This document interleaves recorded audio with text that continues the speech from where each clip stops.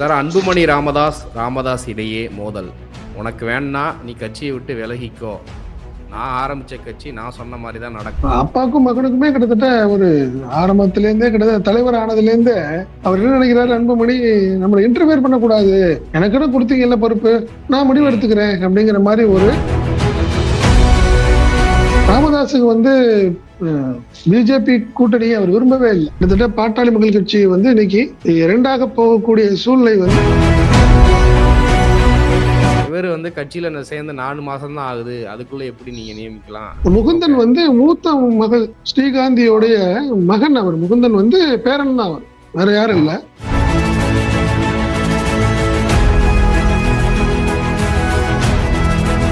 மாப்பிள்ளைக்கும் மாமாவுக்கு உள்ள சண்டை தான் இந்த பிரச்சனை. இது அதுல வந்து ராமதாஸ் என்ன நினைக்கிறாரு, நீயே எல்லாம் முடிவு எடுக்கணும்னா அப்புறம் நான் எதுக்கு நினைக்கிறாரு. பனையூர்ல அலுவலகம் சொன்ன உடனே எனக்கு என்ன விஜய் கட்சியில போய் சேர போறாரோ அப்படின்னு நினைச்சிருக்காரு. விடுதலை சிறுத்தைகளுடைய வளர்ச்சி வந்து அவங்களால ஏத்துக்க முடியல. காரணம் என்னன்னா, அவங்க கிட்டத்தட்ட ஒரு கட்சியை கட்டுக்கோப்பா வச்சிருக்காரு யாரு, திருமா. பட் இவங்க பாமக வந்து அந்த அளவுக்கு இல்ல. கூட்டணி அடிப்படையில பின்னணியில வேற ஏதோ ஒரு வாக்குவாதங்கள் போய் இது வந்து ஒரு ட்ரிகர் பாயிண்டா வெடிச்சிருக்க வாய்ப்பு.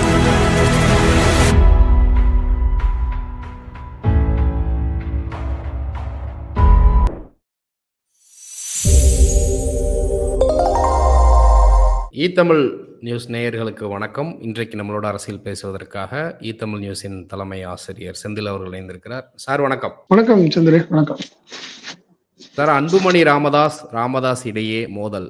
உனக்கு வேணா நீ கட்சியை விட்டு விலகிக்கோ. நான் ஆரம்பிச்ச கட்சி நான் சொன்ன மாதிரி தான் நடக்கணும்னு மேடையிலேயே கராரா சொல்லிட்டாரு ராமதாஸ் அவர்கள். கோபத்துல மைக்க தூக்கி எறிஞ்சிட்டு, நான் பனையூர்ல அலுவலகம் திறக்கிறேன், அங்க வந்து என்னை சந்திச்சிருங்க அப்படின்னு சொல்றாரு. பனையூர்ல ஏற்கனவே ஒரு பண்ணையார் இருக்கிறார், இந்த பண்ணையாரும் சேர்ந்து அங்க போறாரா அப்படிங்கிற ஒரு கேள்வி இப்படி எழும்புது. இதை எப்படி பாக்குறீங்க நீங்க? இல்ல, இது அதாவது அன்புமணிக்கும் ஒரு ராமதாஸ் அப்பாவுக்கும் மகனுக்குமே கிட்டத்தட்ட ஒரு ஆரம்பத்திலேருந்தே கிட்டத்தட்ட தலைவர் ஆனதுலேருந்தே அவர் என்ன நினைக்கிறாரு, அன்புமணி நம்மளை இன்டர்ஃபியர் பண்ணக்கூடாது, எனக்குன்னு கொடுத்தீங்கல்ல பொறுப்பு, நான் முடிவு எடுத்துக்கிறேன் அப்படிங்கிற மாதிரி ஒரு மனநிலையில தான் அன்புமணி இருந்தார். அது நல்லா பார்த்தது நம்ம வந்து பாத்தீங்கன்னா, பாராளுமன்ற தேர்தலுடைய கூட்டணி பேச்சுவார்த்தையை நம்ம நல்லாவே பார்த்தோம். அதுல எப்படின்னா, ராமதாஸுக்கு வந்து பிஜேபி கூட்டணியை அவர் விரும்பவே இல்லை. அவரு திராவிட சித்தாந்தத்துல வந்தவர். அவரு ஆரம்ப காலத்துல இருந்து கஷ்டப்பட்டு நீங்க ஒரு வன்னியர் சங்கத்தை வந்து 1981 பாட்டாளி மக்கள் கட்சியை ஆரம்பிச்சு, ஏன்னா ஆரம்பத்துல கஷ்டப்பட்டு தானே வந்தாருங்க. இவ்வளவு சாதாரண விஷயம் கிடையாது. ஒரு கட்சியை ஒவ்வொரு கிராமமா போய் வளர்த்தவர் அவர். நீங்க அதுல ஒண்ணும் மறுக்க முடியாது. அவர் தான் அவர் அன்புமணியை கொண்டாடுறாரு தலைவரை. அன்புமணியை அவர் தானே ப்ரிப்பேர் பண்றாரு. அவர் தானே ஃபர்ஸ்ட் எடுத்து அன்புமணியை கொண்டாடணும்னு நினைத்தது அவர் தான். அதனால பட் அவர் என்ன நினைக்கிறாரு, சில விஷயங்கள்ல வந்து அன்புமணியுடைய முடிவுகள் சரியா இல்லை அப்படின்னு நினைக்கிறாரு. இந்த பாராளுமன்ற தேர்தலுடைய முடிவு கூட அவருக்கு பெரிய திருப்தி இல்லை. எப்படின்னா, அவர் வந்து திராவிட கட்சிகளோட கூட்டணி வச்சுக்கணும், பட் பிஜேபியோ காங்கிரஸோ அவங்களுடைய நட்புங்கிறது வேற, அரசியல் கூட்டணி வேற அப்படின்னு நினைக்கிறாரு ராமதாஸ். பட் அன்புமணியை பொறுத்த வரைக்கும் அவர் வந்து இன்னைக்கு ரொம்ப முற்போக்கு சிந்தனை அப்படிங்கிற அடிப்படையிலையும் நிகழ்கால நிலவரத்தை கருத்துல கொண்டு சில முடிவுகள் எடுக்கிறோம் அப்படின்னு அவர் வந்து.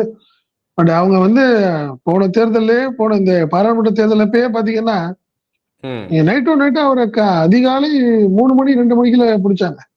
ஆமா, அவங்க 2 பேரும் அந்த அக்ரிமெண்ட் கையெழுத்து போட்ட டைம் எல்லாம் பாத்தீங்கன்னா 6 மணியா இருக்கும். 6:30 7 மணிக்குள்ள போட்டுட்டு அவங்க வந்துட்டாங்க. அவங்க வந்து அப்ப விரும்பல. அப்பயுமே ராமதாஸுக்கு ஒரு விருப்பம் இல்லை. அதனால பையனுக்கும் அப்பாவுக்கும் கிட்டத்தட்ட கருத்து வேறுபாடுங்கிறது ஆரம்பத்துல இருந்தே இருக்குது. அதாவது தலைவர் ஆனதுல இருந்தே இருக்குது அவருக்கு. அதனால இன்னைக்கு நேற்று இல்ல, ஆரம்பத்துல இருந்தே இருக்குது. பட் அன்புமணி என்ன நினைக்கிறாரு, அவர் உள்ள ஏற்கனவே கேஸ் இருக்கு, அவருக்கு இருக்கு. அவர் சுகாதாரத்துறை அமைச்சரா மத்திய சுகாதாரத்துறை அமைச்சராக இருந்த போட்ட சில வழக்குகள் இருக்கு. இந்த வழக்கு வந்து பிஜேபி திருப்பி கையில எடுத்தா நம்மளோட எதிர்காலம் வந்து ஒரு கேள்விக்குறியாயிரும், அரசியல் எதிர்காலம் கேள்விக்குறியாயிரும் நினைக்கிறாரு அன்புமணி. அதனால அவங்களோட கொஞ்சம் சாஃப்டா இருக்கணும்னு நினைக்கிறாரு. பட் ராமதாஸ் அதை விரும்பல. இதுதான் அவங்களுடைய ஃபர்ஸ்ட் மோதல். பட் இன்னைக்கு நடந்த சம்பவம் வந்து ரொம்ப யாருக்குமே எதிர்பாராத ஒரு மேடையிலேயே 2 பேரும் சண்டை போட்டு. பயங்கரமா சண்டை போட ஆரம்பிச்சிட்டாங்க. அது வந்து யாருமே ரசிக்கல. அதனால கிட்டத்தட்ட பாட்டாளி மக்கள் கட்சி வந்து இன்னைக்கு 2ஆக போகக்கூடிய சூழ்நிலை வந்து நம்ம கண்கூடா இன்னைக்கு பார்த்தோம். நம்ம மேடையில நடந்த சம்பவங்கள நம்ம பார்க்கிறோம். கண்டிப்பா. இப்போ அன்புமணி ராமதாஸ் அவர்கள் அங்க அந்த இஷ்யூ எங்க ஆரம்பிக்குது அப்டின்னா, பரசுராமன் முகுந்தன் அப்படிங்கிற ஒரு நபர வந்து மாநில இளைஞரணி தலைவரா வந்து நியமிக்கிறேன் அப்டின்னா, ராமதாஸ் அவர்கள் அறிவிக்கிறாரு. இவரு வந்து கட்சியில சேர்ந்து 4 மாசம் தான் ஆகுது. அதுக்குள்ள எப்படி நீங்க நியமிக்கலாம்? இந்த இதுல தான் ஒரு முரண் இருக்கிற மாரி அந்த வீடியோல வந்து ஆமா, அவர்களுக்கிடையே ஆமா, ஆமா. இருக்கக்கூடிய அந்த வாதம் தொடருது. ஆமா. இப்ப கட்சி தலைவர் தான் அந்த மத்த பதவிகளுக்கு வந்து நியமிக்கணும் அப்படிங்கிற ரூல் இருக்குதா? இல்ல நிறுவனருங்கன்ற முறையில அவர் என்ன வேணா பண்ணலாமா? இத எப்படி புரிஞ்சுக்கிறது? இல்ல உண்மைதான். இப்ப அதாவது டாக்டர் ராமதாஸுக்கு 2 மகள்கள், 1 மகன். அதான் அன்புமணி ராமதாஸ். அது இல்லாம 2 மகள்கள்.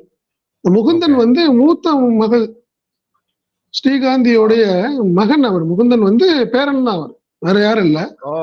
ஓகே. இளைஞரணி தலைவராக அவர் ஆமாமாமா. அவர் சொல்றவர் வந்து பேரன் அவருடைய மகள் ஓகே. வயிற்று பேரன் அவர். ஆமா. அவருக்கு தான் அவரு அனௌன்ஸ் பண்றாரு. அதனால இவரு அன்புமணி சொல்ற மாரி கட்சிக்கு வந்து 4 மாசம் இல்ல. அவர் வந்து இப்போ அரசியலுக்கு வந்து 4 மாசம்னு வேணா இருக்கலாம். லைவா வெளியில தெரியாது. பட் அவர் என்ன நினைக்கிறாரு, இன் ஃபியூச்சர்ல இப்ப ஏன்னா ரொம்ப நாளா நீங்க எல்லாமே கிண்டல் பண்ணுவாங்க. அன்புமணி ராமதாஸ் இளைஞரணி தலைவராக எவ்வளவு நாள் இருந்தாரு. நம்ம ம், பார்த்திருக்கோம். ம், ம். ஆமா, கிட்டத்தட்ட 50 வயசு தாண்டி இளைஞரணி தலைவரா தானே இருந்தாரு அவரு. ஆமா. அதனால இப்ப இந்த முறை வந்து இவர் என்ன நினைக்கிறார் ராமதாஸ், எங்க மகள் உன்னுடைய மகனுக்கு அதாவது பேரனுக்கு ஒரு பேரன். வாய்ப்பு கொடுக்கணும்னு நினைக்கிறாரு. இப்ப அப்படி பாத்தீங்கன்னா மாமாக்கு ஒரு மாமா ஏத்துக்கல. அதாவது அன்புமணி ராமதாஸ் மாமா ஏத்துக்கல அவர. மாமா மாப்பிள்ளைக்கு ஏதாவது சண்டை அவர். சண்டை. மாப்பிள்ளைக்கும் ஆமா. மாப்பிள்ளைக்கும் மாமாவுக்கும் உள்ள சண்டை தான் இந்த பிரச்சனை. அதுல வந்து ராமதாஸ் என்ன நினைக்கிறாரு, நீயே எல்லாம் முடிவு எடுக்கணும்னா அப்புறம் நான் எதுக்குன்னு நினைக்கிறாரு அவர். அவர் சொல்ற ஒரு வார்த்தை என்ன சொன்னாரு, நல்ல வார்த்தை சொன்னாரு பாத்தீங்கல்ல ஸ்டேஜ்ல. ஆமா. இது என்னுடைய கட்சி, நான் தான் முடிவெடுப்பேன் அப்படிங்கிற மாதிரி அவர் தெளிவா சொல்லிட்டாரு. இஷ்டம்னா இரு, இல்லைன்னா போன்ட்டாரு. இந்த பனையூர் அலுவலகம் வந்து 1 வருஷத்துக்கு முன்னாடியே அன்புமணி ஆரம்பிச்சிட்டாரு. இல்ல காரணம் இப்ப என்ன, சென்னைக்கு வர்றவங்க அடுத்த அடுத்த கேள்வி எனக்கு அதான் வந்துச்சு. பனையூர்ல அலுவலகம் சொன்ன உடனே எனக்கு என்ன விஜய் கட்சியில போய் சேர போறாரோ அப்படின்னு நினைச்சேன் நானு. கரெக்ட். நீங்க சொன்ன மாதிரி இல்ல அன்புமணிக்கு சில விஷயங்கள்லாம் இருக்கு. விஜயோட கூட கூட்டணி போகலாம்ங்கிற ஒரு எண்ணம் உள்ள அவர். நீங்க ஓகே. பாத்தீங்கன்னா அவரு விஜய் கட்சியை பத்தி பேசுறப்ப ம், ம், 10 ம். வருஷத்துக்கு முன்னாடி இருந்த பாமகவுடைய சூழ்நிலை என்னன்னா நடிகர்கள் பத்தி கடுமையா விமர்சனம் பண்ணவங்க. ஆமா. இன்னைக்கு பத்தி விஜய் கட்சியை வந்து அவங்க பெருசா விமர்சனம் எல்லாம் பண்ணல. ம், காரணம் என்னன்னா இன்னைக்கு அரசியல் சூழ்நிலை வேற மாதிரி போயிட்டு இருக்குது. நடிகர்களை ம், தவிர்க்க முடியாது அப்படிங்கிறது அவங்களுக்கு தெரியும். ம், அதனால அவங்க ஒரு அட்ஜஸ்ட் பண்ணி போகணும்னு மனநிலை தான். நீ அன்புமணிக்கு இன்னும் கூட பாத்தீங்கன்னா அன்புமணிக்கு விஜயோட கூட்டணி வச்சாலும் ஆச்சரியப்படுறதுக்கு இல்ல. அவருடைய மனநிலை ம், அப்படி. காரணம் இன்னைக்கு ம், சூழ்நிலை என்ன அப்படின்னு நினைக்கிறார். ம், ஏன்னா அவங்க அங்க இவங்களை விடுதலை சிறுத்தைகளுடைய வளர்ச்சி வந்து அவங்களால ஏத்துக்க முடியல. காரணம் என்னன்னா அவங்க கிட்டத்தட்ட ஒரு கட்சியை கட்டுக்கோப்பா வச்சிருக்காரு யாரு திருமா. திருமாவளவன். பட் இவங்க பாமக வந்து அந்த அளவுக்கு இல்ல. வட மாவட்டங்கள்ல ம், பாத்தீங்கன்னா அவங்களுக்கும் விடுதலை சிறுத்தைகளுக்கும் பாமகவுக்கும் தான் ரைவல். அதுல ஒண்ணு எல்லாத்துக்கும் ம், தெரியும். பாமக ம், யார்கிட்ட இருப்பாங்களோ அதுக்கு எதிர்த்த அணியில விடுதலை சிறுத்தைகள் இருப்பாங்க. பட் விடுதலை ம், சிறுத்தைகள் இருக்கிற அளவுக்கு ஒரு ஒற்றுமையும் கட்சி கட்டுப்பாடும் இங்க இல்ல. பிஎம்கேல இல்ல. ம், ம், நாம 2 3 பிரிஞ்சு தானே இருக்குது. இன்னும் பாத்தீங்கன்னா திமுகவுக்கு ஒரு அதாவது பாட்டாளி மக்கள் கட்சி வன்னியர்களோட சமுதாயத்துடைய பெரிய ஓட் பேங்க் இன்னும் திமுக இருக்கு. அது வந்து ம். அவங்களால ஒண்ணும் செய்யவே முடியல. யாரால பிஎம்கேல ஒண்ணும் செய்யவே முடியல. அப்படிதான் சொல்லணும் நம்ம. இப்போ இந்த கூட்டணி அடிப்படையில பின்னணியில வேற ஏதோ ஒரு வாக்குவாதங்கள் போயி, இது வந்து ஒரு ட்ரிகர் பாயிண்ட்டா வெடிச்சிருக்க வாய்ப்பு இருக்கா? ஏன்னா அன்புமணி ராமதாஸ் அவர்களுடைய அறிக்கையெல்லாம் ஒரு மாரி இருக்குது. சமீப காலத்துல ராமதாஸ் அவர்களுடைய அறிக்கைகள் வந்து கிட்டத்தட்ட பல விஷயங்கள்ல பிஜேபிய தாக்கி பேசுற மாரியே சில அறிக்கைகள் வந்திருந்தது. அ அதுல ஏதாவது முரண்கள் இருக்கும்னு நினைக்கிறீங்களா? 100% உண்மையிலேயே இப்ப இந்த விஷயத்திலேயே ராமதாஸ் சொல்லியிருந்தாரு.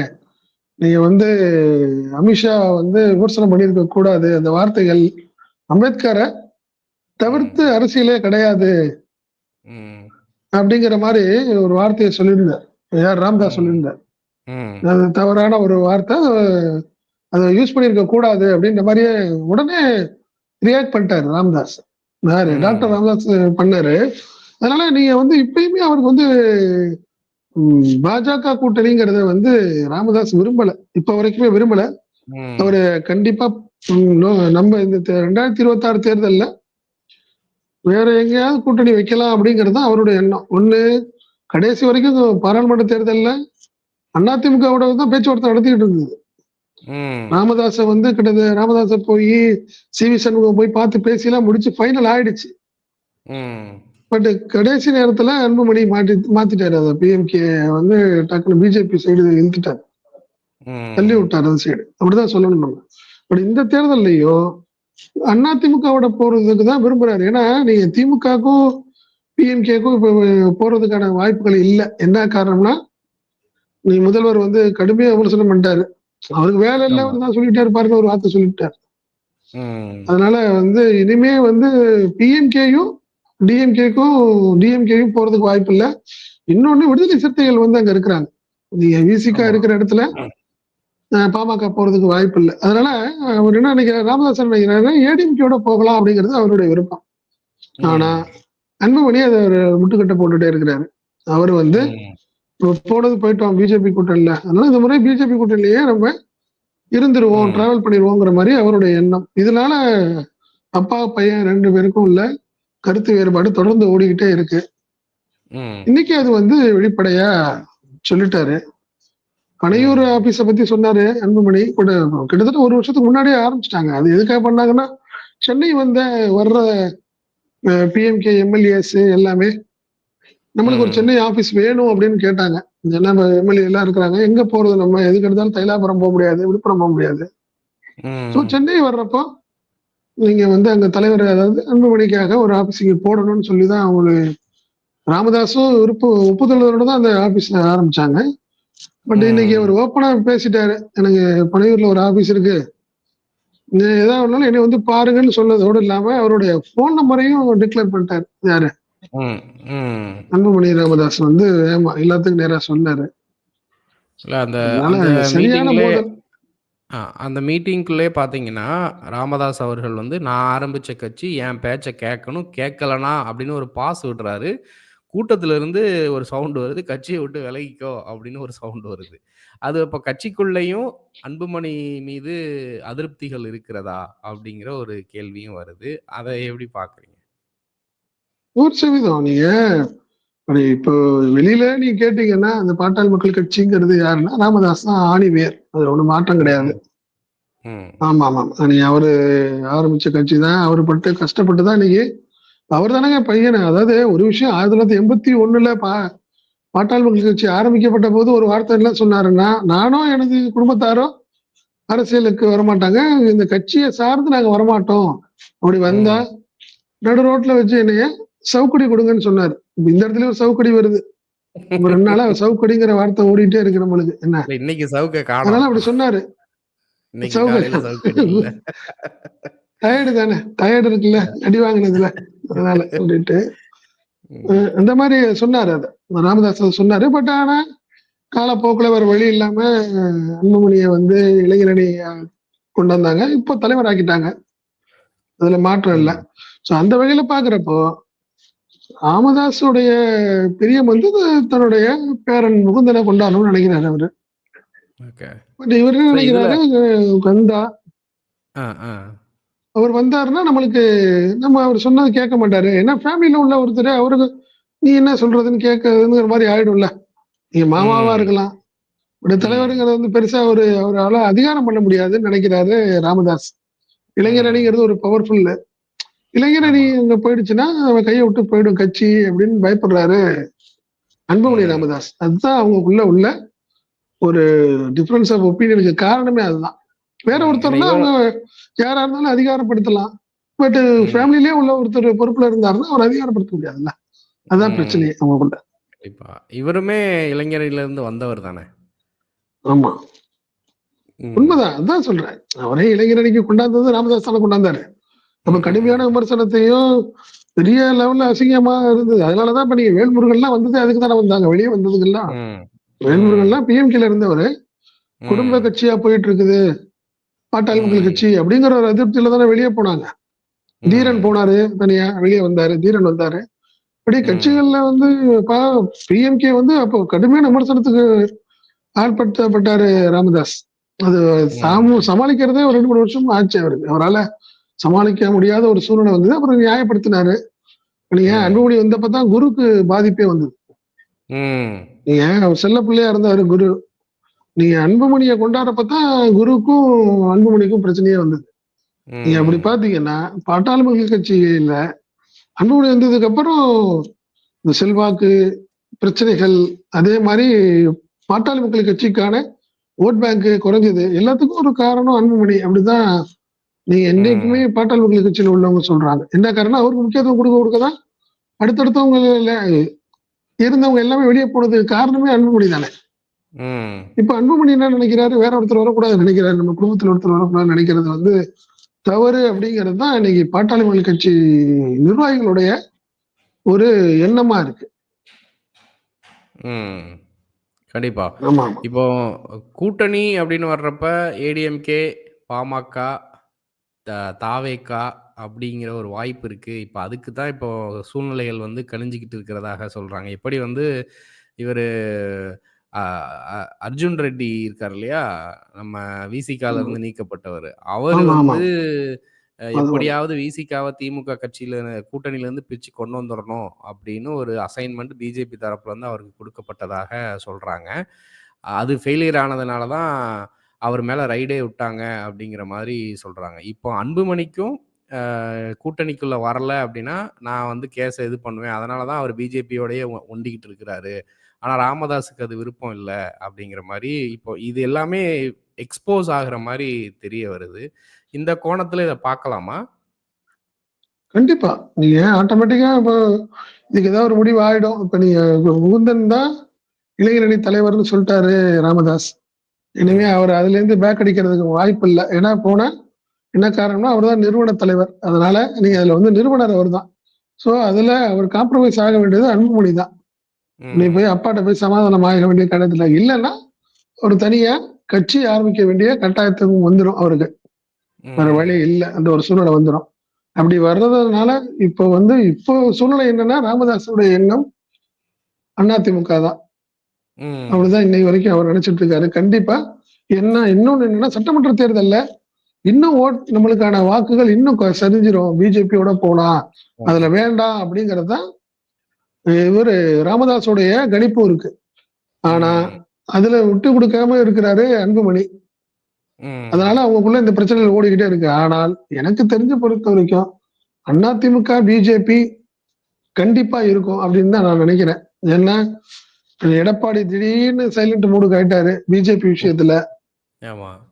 அதே மாரி பாத்தீங்கன்னா, இந்த பதட்டம் இவரு அண்ணாமலை அண்ணாமலையோட ம். இந்த பதட்டம், பிரச்சனைகள ம். பார்க்கிறப்போ, அவர எடுத்துட்டு வேற ஒரு தலைவர ம். வச்சு கூட்டணி வேற மாரி முடிவெடுக்க போறாங்கங்கிறது அவருக்கு தெரிஞ்சிருக்கணும். அதனால தான் ம். அவரு இன்னைக்கு அடுத்தடுத்த விஷயங்கள்ல தனக்கான ஒரு இம்பார்ட்டன்ஸ அவரா ஏற்படுத்திக்கிறாரு. அதுதான் ம். சூழ்நிலை. அதனால பாட்டாளி மக்கள் கட்சி ஒருவேளை பிஜேபியும், அதிமுகவும் ஒண்ணா சேர்ந்தா என்ன செய்ய போகுதுன்னு தெரியல. ஏன்னா அப்பா ம். சொல்றது அதிமுக, பையன் சொல்றது பிஜேபி. 2மே ம். ஒண்ணா இருக்கு. அங்கேயே போயிரலாம்னு முடிவு எடுக்கலாம். இல்லன்னு சொல்லல. ம். ஆனா ம். எனக்கு தெரிஞ்சு விஜய் போறதுக்கான வாய்ப்புகள் கம்மி அப்படின்னு தான் நான் நினைக்கிறேன். ஏன்னா அவருக்கான சூழ்நிலை சரியா இருக்காது. ம். ஓகே. ஆமா. கண்டிப்பா தொடர்ந்து பேசலாம் சார். தங்கள் கருத்துக்கள். நன்றி.